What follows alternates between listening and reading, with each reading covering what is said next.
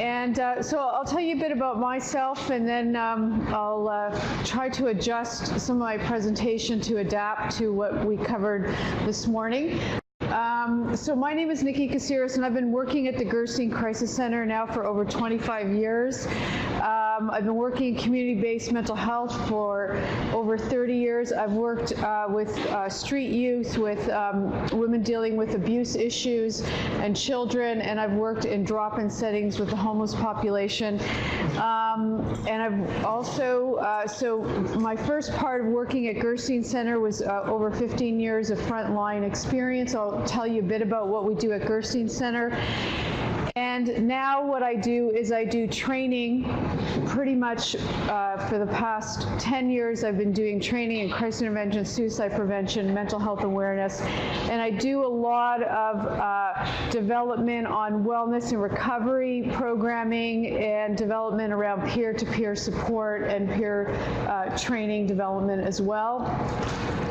And I am a trainer, and I'm going to talk a lot about this because I'm going to actually promote it, not to promote it to make money or to encourage or whatever, but I am a trainer and assist a trainer in Living Works, and I do training in assist and also in Safe Talk. Are people familiar with those programs? Is anybody here assist trained? Excellent. Anyone here take the Safe Talk? Anyone trained in Safe Talk? No. Okay. So I'm going to talk about Gerstein Center, what we do at Gerstein Center, the resources that we have, and I'm also going to talk about how to access those services and resources. But what I'm going to tell you today, and my message to you today, is this is amazing that you have begun your journey to talk about dealing with suicidal issues in the population that you're working with. This is great that you are beginning the journey. It's amazing that there's research being done in it, because when you look for information around it, there is absolutely hardly anything out there in terms of numbers and statistics. And so just like the journey that people are now looking and trying to develop more information around addressing suicidal issues for children between the ages of 5 to 15, is something that we can kind of bring together in terms of information, in terms of cognitive understanding around death and around suicide, which is very interesting, and that we can bring that together. But you are beginning, this is just the icebreaker of what needs to happen. And the next step needs to happen is that all of you that haven't done any of that other training and assist or all that, is that that's the next step. Sorry? Sorry, you're okay there? Yeah. You just kind of don't walk in front of them. Okay, sorry, I know I'm a bit of a pacer. Okay, I won't. Sorry, okay, I don't mean to take your space there. Okay, I'll keep the line there. So, and I'm going to talk more about it, because when you go around and talk about what everyone here is doing, there is so much experience in this room, right? Like, how many people here have talked to someone who has thoughts of suicide or is dealing with suicide? All right. And how often would you say that you deal with it? On a fairly regular basis? Is it, for some people, it's fairly regular, right? You work on the crisis team? Right, okay. So for instance, at Gerstein Center, I would say about 60% of the people on a daily basis call and talk about suicide. 60%. We deal with it all the time, a lot, and it's very rare that we're going to actually call 911 or take them to the hospital. It is very rare that that is the path that it's going to take, and when it does happen, we know at that point, because we've had that experience, that that's the path that we need to take, right? And we're going to talk about that because it's interesting. A lot of times when we talk about, when you guys were talking about your frustration, it's that path from you to the hospital and back to the community, and that bouncing back and forth. And last week, yes, just on Thursday, I go out and do training with the police, and it's the same story. We did all this work in the community, we took them to the hospital, and then 2 hours later, they're back out. And nothing was done and nothing happened. So that's my end of the deal here. What I'm going to talk about is resources, because like the presenter before talked about, is that if we keep doing that same dance over again, we're going to have that same frustration, and that person's going to have that same frustration, and the only thing that's going to happen is things are going to escalate, and we're going to give up and deteriorate. I also want to acknowledge, before I begin talking, is that you are dealing with a complex population, right? And I know that because I'll talk about my own personal experience. I have a brother who has a developmental handicap. He's 50. You may all know him. My last name is Casseres. You may have encountered him. He is not an easy man. He is what we would call someone who is a little below average, kind of knows he has an issue, doesn't think he has a problem, and he's out there, man, and not easy to deal with. So hats off to all of you that have had him and had to deal with him, and hats off to you that have to deal with those complexity when you have that range of intellectual abilities and what you have to deal with, right? Because it's not always the same when you have someone who has a higher intellectual capacity to someone who has a lower intellectual capacity. So I just want to take a moment to acknowledge that. So let me tell you about the Gerstein Center, because the Gerstein Center is a resource. And in the work that we do, in the work that we do at Gerstein Center, and the work that you do, is when we're talking to people and we're helping them dealing with their crisis or their suicidal thoughts, one of the things that we're looking at is we're trying to talk to them about what their external and internal resources are, and to find those internal resources, because when our internal resources are intact and things are going okay, we don't need that much help in order to connect to the external resources to help us through difficult times. It's when those internal resources inside us begin to deteriorate, our values, our ability to manage yourself on a daily basis begin to deteriorate, that it becomes more difficult for us to connect to those external resources to deal with our stresses and difficulty in our life. And that's across the board for anyone, whether you are, whatever your capacity is in terms of your intellectual capacity. So Gerstein Center, we are, okay, I'll stop talking when I cross over there. Is a 24-hour crisis center. And we were the first to open up in Ontario. We have a telephone line, we have a crisis team, and we have a house. And I'm going to talk about the different, that's one of our locations is Gerstein on Charles. That's the first one. And what happens is that people will phone us up. We will talk to them over the phone. We receive anywhere between 18 to 20,000 calls a year. And what we will do is we will help them identify what their issue is, and then we'll help them connect to the internal and external resources they need to be able to manage their crisis. If they need more than that, we will go out to see them. And if they need more than a community visit, then we will bring them back to our house for 3 to 7 days. We are also in partnership with the Griffin Center, and you probably can talk about that program. It's a Safe Bed Network, and it's located, and I'll show you a little more about it, is that after hours, we are the access point to the Safe Bed Network. And what happens is that this is a really actually great program. It's someone who has a developmental disability and a mental health issue. They do not have to have a diagnosed mental health issue. I mean, I'm not sure why we have that added. It's just anyone that's going through a difficult time, and they need crisis support. And so we will then go out and assess them and determine which one of the Safe Bed networks would be appropriate for them. If we bring them back to the Gerstein Center, the Griffin Center then sends us a 24-hour support worker that stays with them. So I would have to say that that program's worked really well, and we have brought in some very difficult, complex issues that we are addressing with some of the people and that are engaging in extremely very high risk behaviors that is on a spectrum of self-harm to severe suicide behavior. Does everyone know what the word consumer survivor means? Is anyone from that's a mental health? That's kind of like a mental health kind of thing. I think the terms change as someone who has had lived experience. Gerstein Center was founded in partnership with people who have been through the mental health system, in consultation, and all our programs and everything that we do is in partnership with people who've had mental health issues in terms of development and engagement. Okay, so these are all our services that we provide.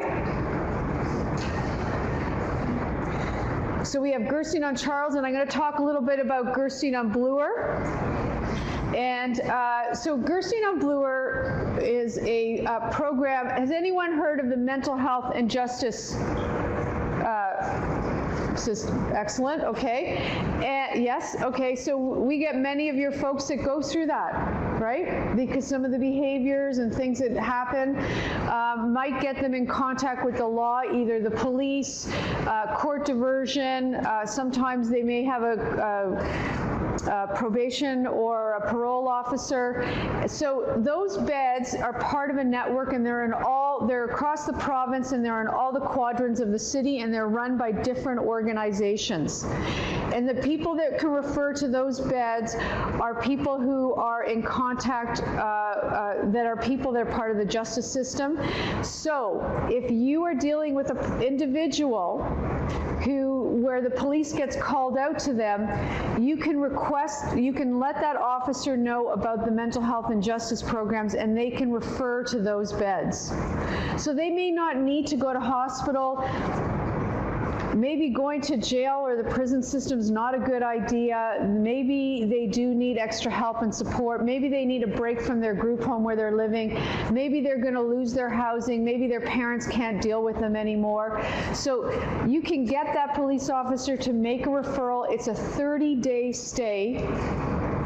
Gerstein on Bloor is for the downtown area, but they're all over the city of Toronto. Unfortunately, some of them, those safe beds are apartments, and they may not be suitable for some of your folks. Ours is in a house, and so it's a very beautiful house, and there's a lot of support there. What happens in those beds is that person then has access to all these other programs because it's part of a network. But Gerstein on Bloor does a lot of interesting things. They do a lot of stuff around wellness and recovery, around promotion of nutritional health, mental health, physical health. There's a lot of recreational stuff that we try to engage people in, thinking about their whole self and their wellness. But a lot of the times, a lot of people that come to those beds, as you well imagine, come with very complex and layered needs. So it could be anything. Yes? Sorry. Yep. I was just wondering, is there any reason why a mental health and justice program would not be accepted? Like if someone that's been there in the past and they need to go back again, like Yes. Yeah. is that okay? Yes. Yeah. Is there any reason that someone wouldn't be accepted? Back to the program. Well, just if it didn't state that program in general. Why they do not? Not that I could think of. And like, are you thinking of a situation where someone was not accepted back in? Well, he had to leave because he was aggressive. He was what? Aggressive. He was aggressive, and this was at Gerstein on Bloor. I'm not sure which Gerstein it was, but it was. Okay. So I don't know. I couldn't talk exactly to that, but Gerstein on Bloor is only a house, right? I mean, and they provides what we would call is crisis management program. And Gerstein on Charles is for anyone. Anyone could access that. You don't have to, like for instance, if I was working at Gerstein-on-Charles, I could not refer to Gerstein-on-Bloor unless I was one of the people part of the justice system, like a police officer court diversion program, and that's to keep it for what it is, right? Now, sometimes what we might have is someone who comes back to, say, Gerstein-on-Charles, and their behavior is such that they're very aggressive. So if we don't exclude people because they have a history of violence, but if they come back and they're extremely aggressive, and it has to be pretty bad because we have a very high threshold for stuff, we might say, you know what, we don't think the house is a good idea, but we can offer you support on our phone line, or we can meet you with our mobile team, right? And then the mobile team will say, you know, we might be concerned around that aggressive behavior, so we're going to meet you in a public place. So that's the kind of thing that we have the option to do. So it would have, whatever happened in there would have had to have been very extreme. So yeah, but no one, it's very rare that anyone is barred from our service. And if they do get limitations on the service, it gets reevaluated all the time, right? Because our mandate is to work with people who have complex, difficult issues. That is our mandate. And so if we, you know, we wouldn't be in business anymore, right? Okay. Yeah.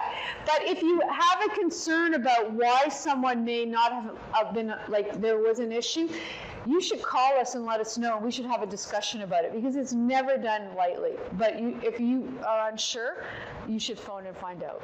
Okay? Does that help? Okay, good.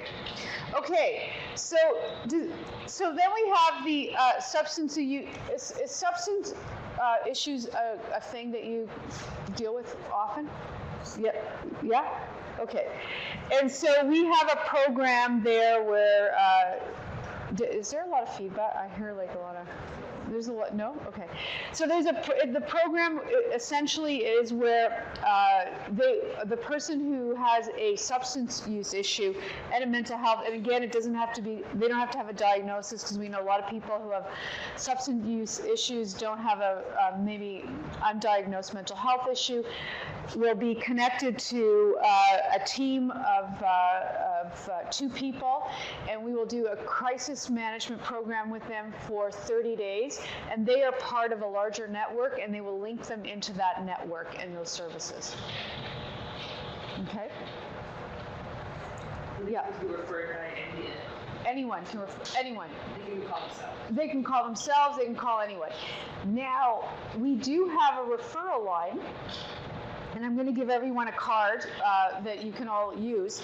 And that referral line is if you are working with someone who would be unable to communicate on their own behalf, because not everyone's going to be able to pick up the phone and say, I'm having a problem, or maybe they won't be able to convey that problem because you have a really good relationship, they trust you, maybe English is not their first language, and sometimes it's hard to pick up the phone, even though we offer in many different languages our services.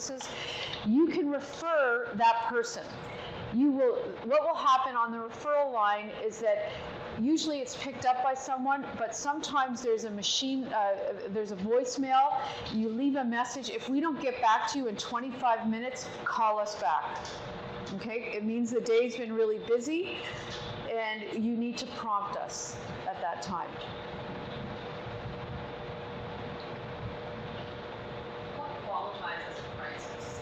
Good question. You know what? Really, I'm going to tell you. For when I do a workshop in crisis intervention, we use a broad term, right? What really, the situation, saying what the situation is not an indicator whether the person's in crisis or not. It's their experience of that situation that is more of an indicator. And really, the only thing that's really relevant is to know the story is how I'm going to help that person, right? So what we're looking for is a change that person's experiencing that makes them feel uncomfortable, and their usual way of coping is no longer working, right? It could be their goldfish died. It could be a new worker came in. It could be, I got moved to, it could be whatever it may be, it's not the situation that's going to determine that, right? It's their experience of that situation that's more important, And that is relevant in terms of the community that you're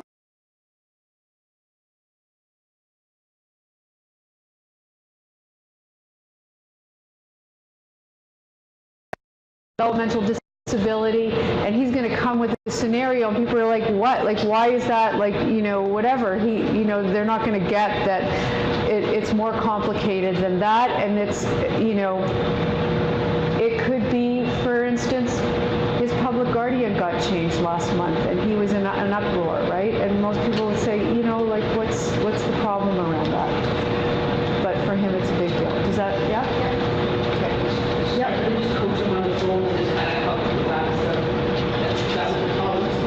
You know, it's varied, right? Like, some people are going to call in the middle of the night and they say, you know what, I can't sleep. I'm stressed out, I can't sleep. And, you know, and we talk to them over the phone.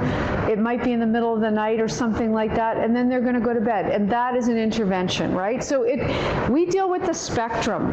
So it's early on. We want to get people early on, because early on is way better than all the way up here. Because when we're dealing with something that's like way more up there, then the intervention is way more intrusive, right? And then people are going to up the ante in terms of what they're going to try to get help. More, you know, if you've tried to get help and you haven't been able to get it, you might try other behaviors to get that help. And if you have a difficulty around impulses, if you have your ability to understand or intellectualize situation, you're going to try things that might not be good ideas, right? Because maybe your ability to make good decisions is sometimes not as good. And so we want to get things early on.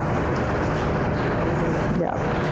So we deal with the whole spectrum, but early's always better, right? Yeah. I'm just wondering if this would be a good resource for some of the higher functioning clients who are more on the mild end of the spectrum. Yeah. The whole spectrum would be fine. Yeah. Because we do have the partnership with the Griffin Center, and that's the beauty of that, right? So if we have someone who may have extreme difficulties, we have that one-on-one person there, right? And that's a very kind of unique setting. It's great. It's fantastic because it's the house. Has anyone ever been to Gerstein Center? It's beautiful, right? Our clients call it a spa. What's a what? Some of our clients call it a spa. It's a spa, yeah. And we can provide that extra support, right? And it might be more comfortable than having to end up in hospital, right? So if we can get to those folks earlier, if you can get to us earlier, and sometimes even if you just give everyone our number, most people who call on their own call early on. Right? It's usually when it's a second party referral or when the hospitals are calling us, it's way later on and it becomes way more complicated. Can you give us a sense of the range of pricing, or, I mean, could such pricing have to have a relationship with suicidal behavior, or it could be, it's anything. But suicide is you open up any suicide, like I said, I would say more than 60% of the people that call are phoning saying, I'm feeling suicidal. And my question always to them is, what does that mean? What does that mean when you're saying you're feeling suicidal? For some people that use this on a regular basis, it's part of them saying, part of their emotional structure, right? Saying, I'm sad. For someone who's been trying to access help for a long time might start off that way. But of course, I'm always going to explore it further. Yep. Oh, sorry. Yep. And I might totally think of something else. Right. But how would someone be able to do such? If I have a young person I work with who normally goes home all the time, they're concerned, I should have her stuff outside. Yeah. And she refused to go to shelter because she's scared. Yeah. Would she be eligible for that? Or, because my understanding was there needs to be a plan to exit or a plan. No. Or, okay. No plan. No. Sort of Yeah. thing. Yeah. And then I got confused. Okay, so the other, they're 3 to 7 days, right? It's not about housing though. So if you're looking for like a kind of like a housing thing, but in saying that, there are some people that aren't going to do well in a shelter. So we do have beds at Gerstein-supports that are called the primary support unit, and they are Gerstein-supports for men and women, but there's these beds, it's primary support unit, and they're just for women who have chronic mental health issues and are chronically homeless. You don't have to fit into exactly that category. It's identifying that not everyone's going to fare well in a shelter, right? Now, those beds are 30 days, and again, it's a great resource for someone who, you know, it's not going to work well in the shelter. We also have those beds for men at the Maxwell Megan Center, which is a bit harsh, though. It is separate from the rest of that shelter, and it's 30 days. I think men have a tougher time because the shelters for men are, you know, like I can imagine some of your guys, if they went to Seton House or some of those places, it would be like not a good idea. The primary support unit might be a better option, but it's still in that same, you're still in that kind of same environment. But for the women, I would say the Maxwell Megan's, the primary support unit would be a good option. The bluer one for someone who needed something longer, like it's 30 days, right? And there's housing issues attached to it. Yeah. I mean, we're not going to say 30 days we're going to get you housing, but we're going to, you know, explore it. No one in the city can say that, right?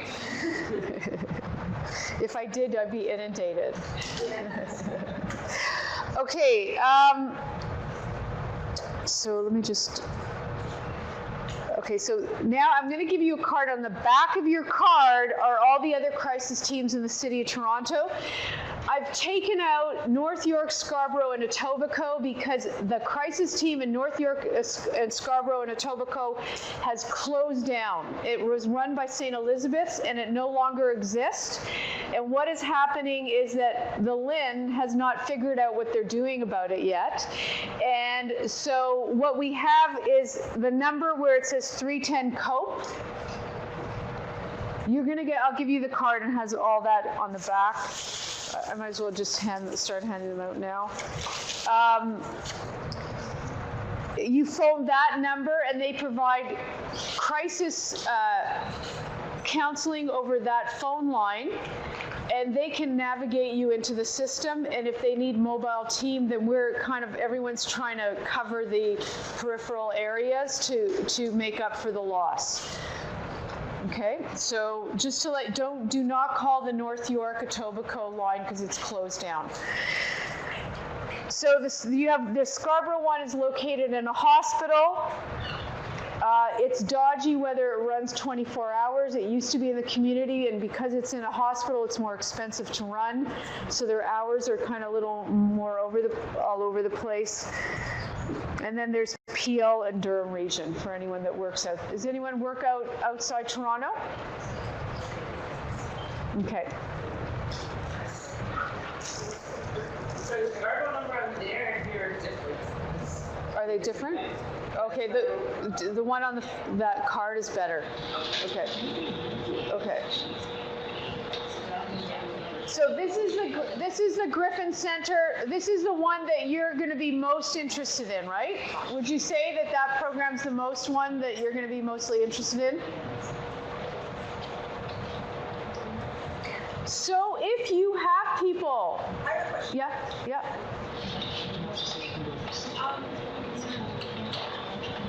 For temporary crisis, can it be related to substance or alcohol abuse? Yep.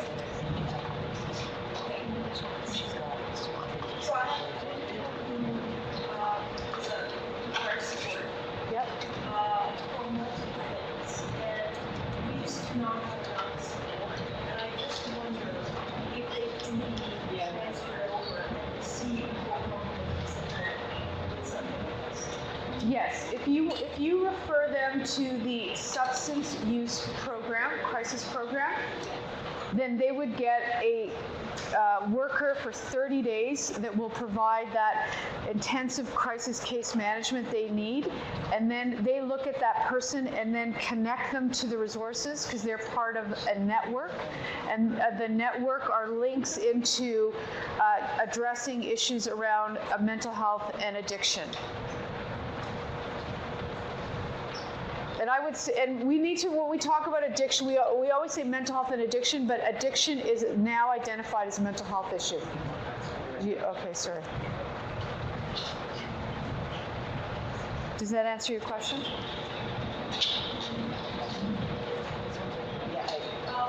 does. Yeah, I mean, No. the person can stay up to Thursdays.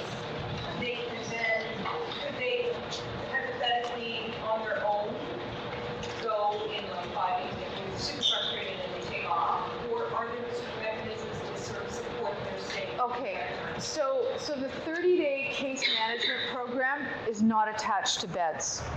There are beds, though, for men at our withdrawal management site, at Ossington Withdrawal Management Site.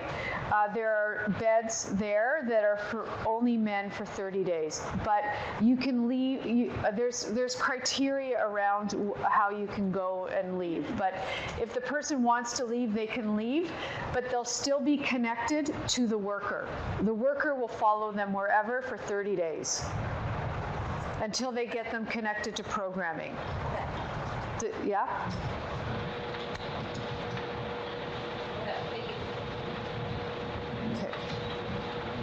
Okay.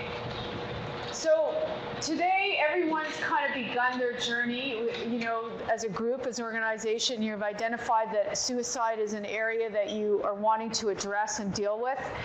And, you know, the talk this morning about, you know, asking about suicide and feeling comfortable about talking about suicide. And in order to do that, in order to actually, you know, get our comfort level, we need to examine our own ideas and our own thoughts around suicide. Because if we go around this room here, probably many of you have had experience, whether it's your own personal experience around suicide, your own thoughts around suicide, a family member, and maybe even a loss of someone who's died by suicide in your work, in your scenario. It's a big issue. 4,000 people die a year here in Canada by suicide, and every 40 seconds someone in the world dies by suicide. Every 40 seconds. So the numbers are large. It impacts all of us. And when we talk about how many people die by suicide, we're not even talking about the numbers of how many people here have gone through the experience of someone they know or they've worked with who have attempted suicide and what impact that has on our lives. That informs our journey in our work that we do, right? What is our number one tool that we use in our work? What is our number one tool? What's that? I'd say listening.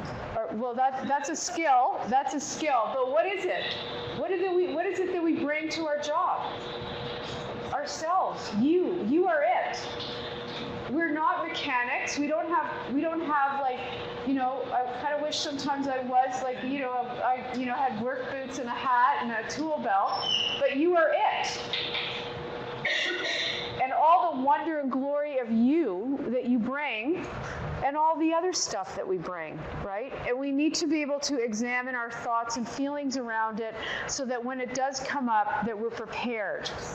And for being prepared to deal with suicide is crucial, bringing up our confidence level and our ability to address it. And really the only way to do it is, first of all, is experience and knowledge and education, right? So,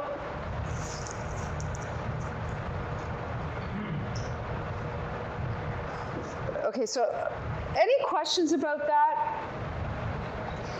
And you know, you're doing this couple hour thing, right? And the assist training is 2 days long. It's a 2 day long process that you go to. And a lot of the stuff is already what you're doing. But what it does, it gives you a framework in which you can then put your stuff in and give you a model in a way that you're going to feel confident in being able to deal with it, right? If I were coming up here today and saying, oh, you know, I'm going to teach you how to do a safety plan, and then you're going to walk away and say, oh, I know how to do a safety plan, I can't say that that would be fair of me to do. Because to get to the journey, to say with your client, to say I'm going to develop that safety plan, there's a whole bunch of steps that have to happen before that, right? There's a whole lot of listening. There's a whole lot of understanding, you know. We talked this morning about finding their reasons for wanting to live. But we also need to be able to find in ourselves our ability to listen to that person's reasons for wanting to die. Because when they're talking about suicide, they're talking about wanting to die. And we need to be able to hear it. That is what makes this work hard. Finding reasons for living and getting to that glorious place, we all like that. That's okay. Anyone can do that. But what separates us from kind of that average person is our ability to be with someone during their pain, their anger, their anguish, and their thinking of wanting to die. And that is a process and a journey that we need to be willing and able to take with someone. And part of that is for us to train ourselves to do it, know when we're not doing it, and knowing how to get back there so that we're able and willing to do that with that person. Right? And sometimes with the group that you work with, it's not easy. It's not easy because not only, I was just thinking back there, you know, we talk about self-regulating and impulse issues. What gets most of your clients in trouble is their difficulty in self-regulating, self-soothing, and their ability to control their impulses, right? Sometimes you're working with an adult at a capacity of an 8, 5, 4, 3-year-old. And many people out in the world don't understand that and won't accept them, and they get ostracized for it, and their difficulty and their isolation and loneliness are extreme. Right? So I put together, this is a slide that, don't tell LivingWorks that I did this because they're very regulated. Is looking at one of their workshops. It's kind of an intro to the Safe Talk. It's called Suicide Talk. It's a bit of a promotional tool, but it's gives you an idea of what kind of the beginning of some of the processes. This looks at the point of view of the person with suicidal thoughts. I need to tell someone about my thoughts of suicide, right? And our job is, I am alert to your needs to tell me. And how do we prepare ourselves, right? In the workshop in LivingWorks, we don't talk about warning signs, we talk about invitations. That person is sending out invitations to you. They are telling you, they're sending out that list where, you know, giving away things, you know, hopeless, all those kind of things, all that, you know, that we all know about. Those are invitations. They are inviting someone. They want someone to take those invitations and accept those invitations and ask them about their thoughts about suicide, their thoughts about wanting to die. And we need to say to ourselves, are we willing and are we able to ask that most difficult question that is very hard to ask, right? That fear, am I going to put that idea in their head? Am I going to encourage something that I don't want to encourage? Do I feel comfortable? Am I ready to hear the answer to that? So why is my hesitation? Where is my hesitation around it? And then the next thing we need to do is the person saying, I need someone to ask me about my thoughts of suicide. And you're going to say, sorry, the first part is about the invitations, right? Those are the invitations. Are your ability to identify those invitations, explore them. And then the next part is, am I willing to and able to ask directly? And then the next step is the person might say, I need someone to listen to my thoughts and feelings about suicide. And your role is, am I willing and able to listen to your thoughts and feelings about suicide? Those are the questions that we need to ask ourselves.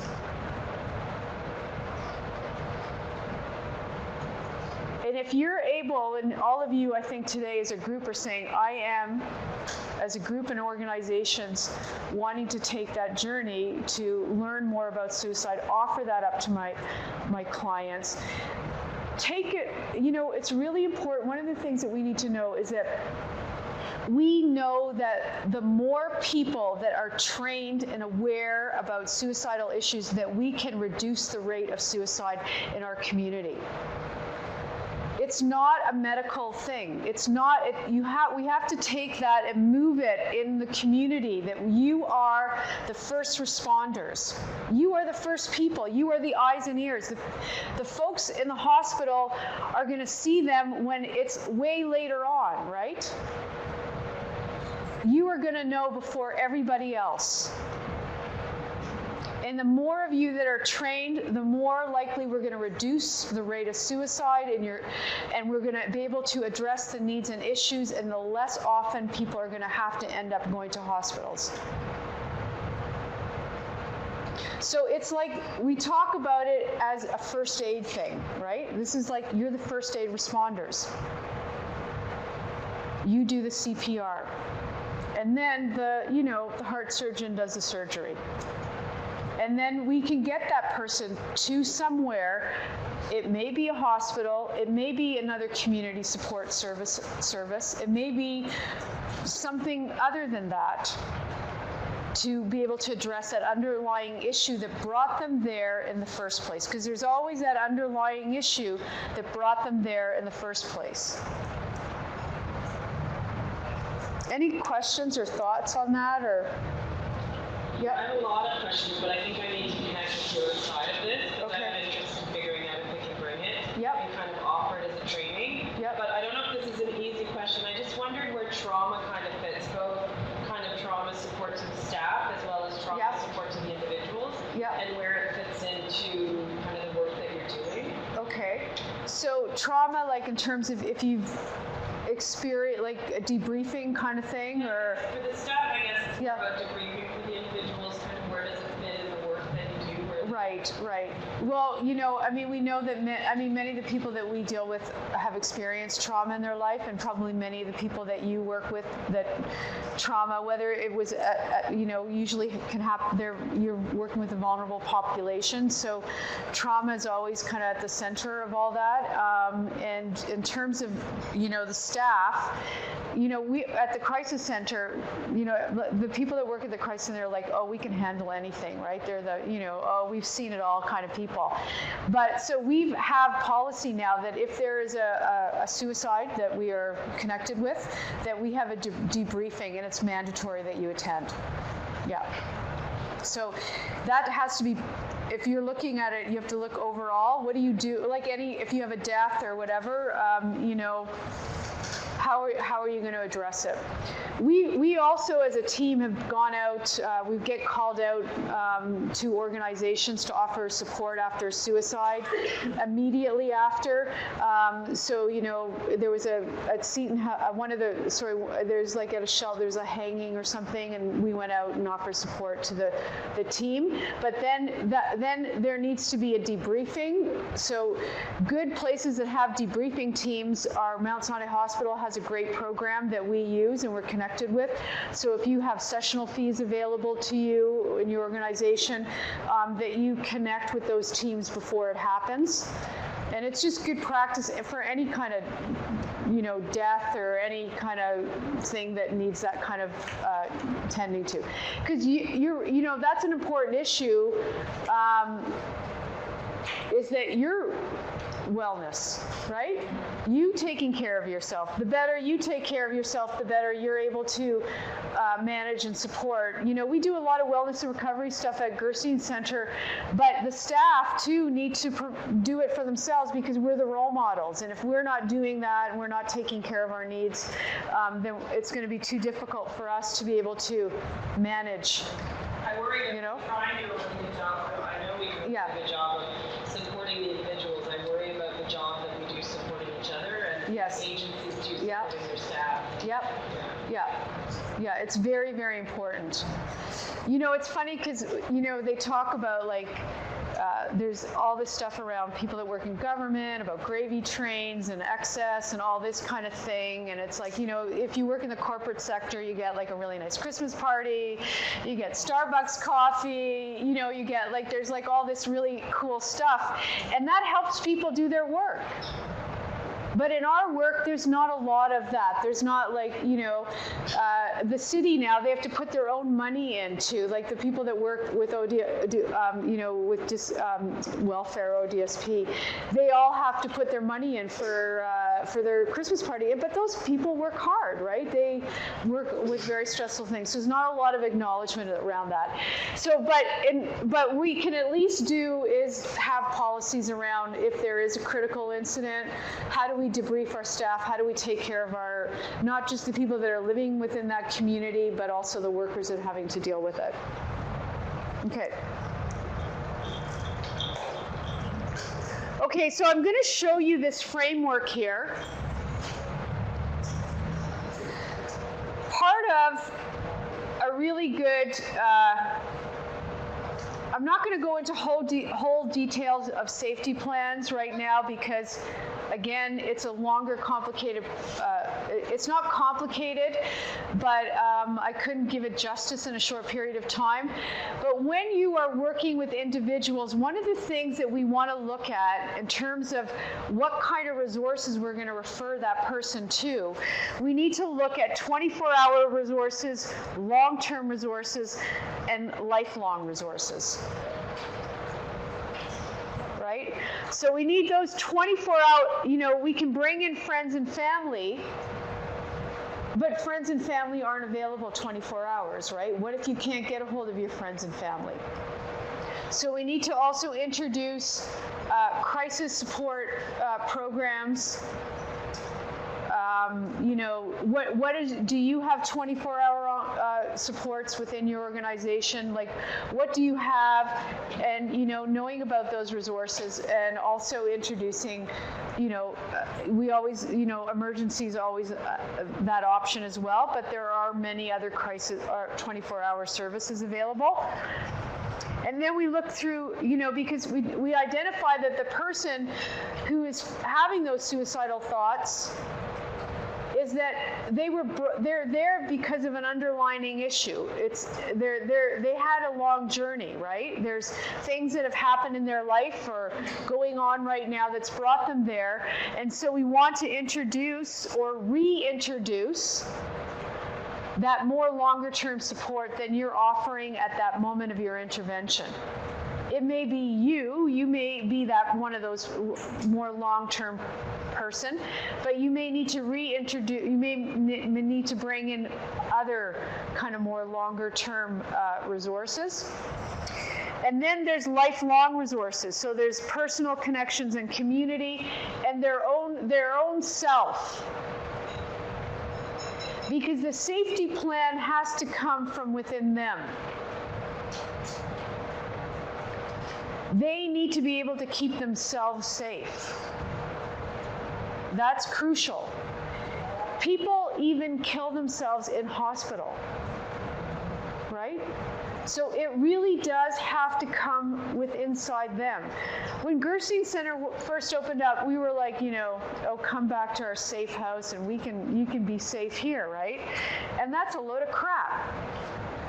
We have a house. You can leave. You can go run in front of traffic. You can cut yourself with a knife. You can drink poison. You can do whatever you know, whatever, right? So we had to say, how are you going to, when we bring you back, what are you going to do to keep safe? And if you cannot keep yourself safe, can you promise me that you will talk to me or talk to someone else? Because you will not be able to completely eliminate those thoughts. Those thoughts, they need to know that if those thoughts come back again, that there's also something they can do about it, right? So we're not walking away thinking those thoughts aren't going to come back, because they may come back 5 minutes later, an hour later, and we're going to have to go through the whole thing over again, right? I thought you had a question for me. Oh, 5 minutes. Okay, 5 more minutes, folks.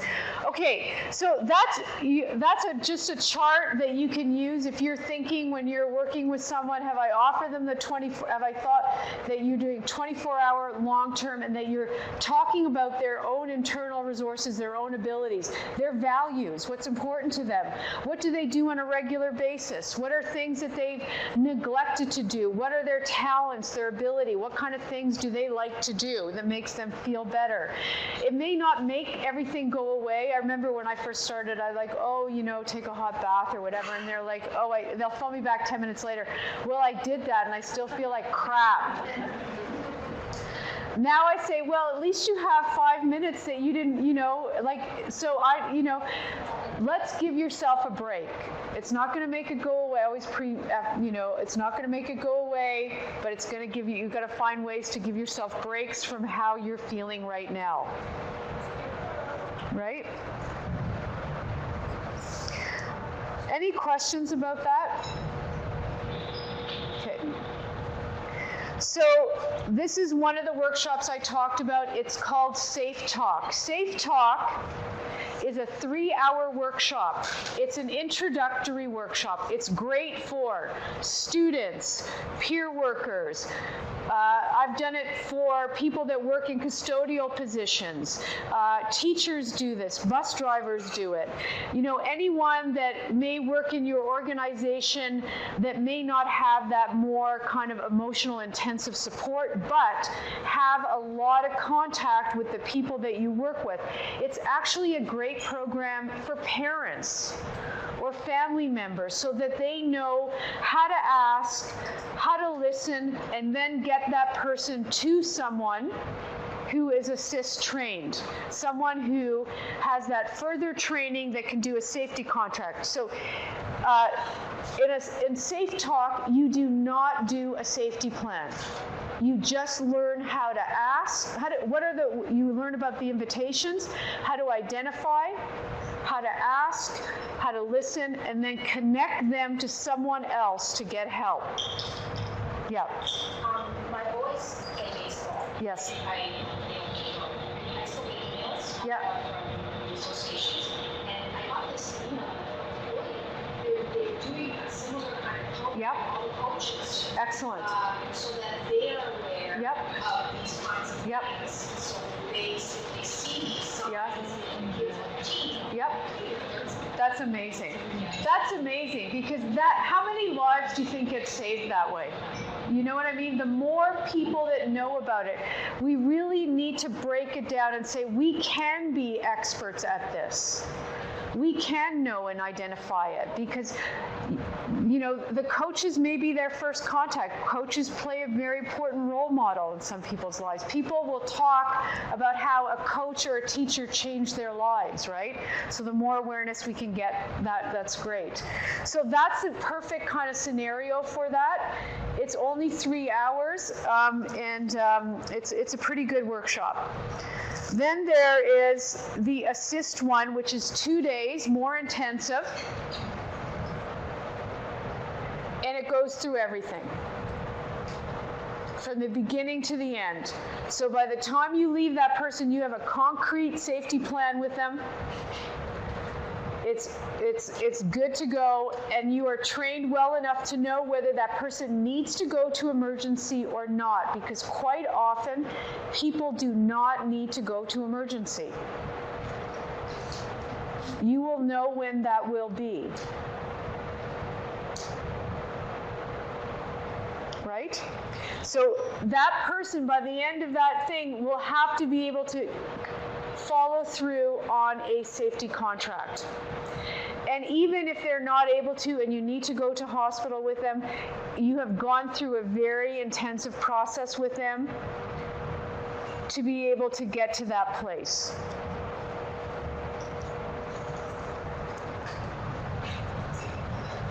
Okay. And these are just some of the other, are you getting a copy of this? I only have 5 more minutes. These are just some of the other programs that we have. I talked about, Wellness and Recovery Action Plan. Does anyone, anyone heard about it? Yeah? Excellent. That program would be a great program for a lot of the folks that you work with. It is, there's potential to create peer-to-peer support through it. It's come out of the States. It looks at ways of managing your life in terms of hoping, dreaming again, around, how to manage when things, how to know when, what do I need to do to stay well daily? What do I need to do monthly, weekly? How do I know when things are breaking down? They do this program with youth and with children, so there's a whole array of material that can be adapted to your community, and it would be great if someone pioneered it and used the concept and brought it and introduced it to people who are dealing with developmental disabilities. So if anyone wants to talk about that, it would be a great idea. Okay, and then we do a lot of fitness stuff, a lot of physical activity. We know that is a big, that for a lot of people that's life-changing. The more active they are, the better. I'm sure you have many people that have a lot of trouble sitting still, that they're not necessarily going to watch TV or read, or they don't have a lot of those kind of like calming other things that most people might have, and so engaging in something physical will be helpful. We have a training and mentorship program. These are just some other things that we do. And so then there's another program that we're introducing. It's called Peer Zone. And many of the people that you work with could access these programs. If you go to Peer Zone is a program from Australia. No, it's not Australia, it's New Zealand, and they'll kill me for I always get it mixed up, and I'm really careful when I'm talking to them that I don't do that. Okay, so it's New Zealand, and it runs, what is nice about it is not everyone will like to do a group, but they offer 3-hour workshops, and there are things like, how do I deal with my stress, how do I get employment, there's a whole bunch of them, and if you go to the Peer Zone website, you'll see it. And Gerstein Center is one of the agencies or one of the groups that is launching it. We've trained and we bought the license with a couple of other organizations. And we're going to be doing an information session, and please go on and look at it. And you can definitely refer some of your clients that you might think would benefit from it. Yep. 16 and up. Yeah. There's a youth one, but I think youth is 16 and what is youth is 24? Yeah. Some places are making it 16 to 29 now, youth. They should make it to 50. What? Then we all can go. We can all feel better. Does anyone have any questions or? Yep. We often get at the Gerstein Center or intake line calls about the safe bit. Yep. I just want to add that we work a model of using the least intrusive approach. Yep. Intrusive. So we will go and do an intake to see what would be the best for that person or work with the team. So it might be really supporting the whole versus actually removing them and going into a safe bit. That person might be vulnerable. Yes. Or they might not be as safe Yep. and available. Yep. So as much as we want to call and say I'm going to say that there is a process, and we look at each situation. Yep. And even if our crisis team just comes out, thank you, that's an important point. Even the crisis team just comes out and we don't have a bed, they've had that experience with and then we will look at other it may be bringing someone into the home, or maybe that's all they needed, or maybe it's looking at some other resources. So thank you for bringing that point up. So don't just make it about the bed, but the whole service, so that next time they can phone us, and maybe all it will be is a chat on the phone, right? Though often we get people that are dealing with a lot of complexities. Yep.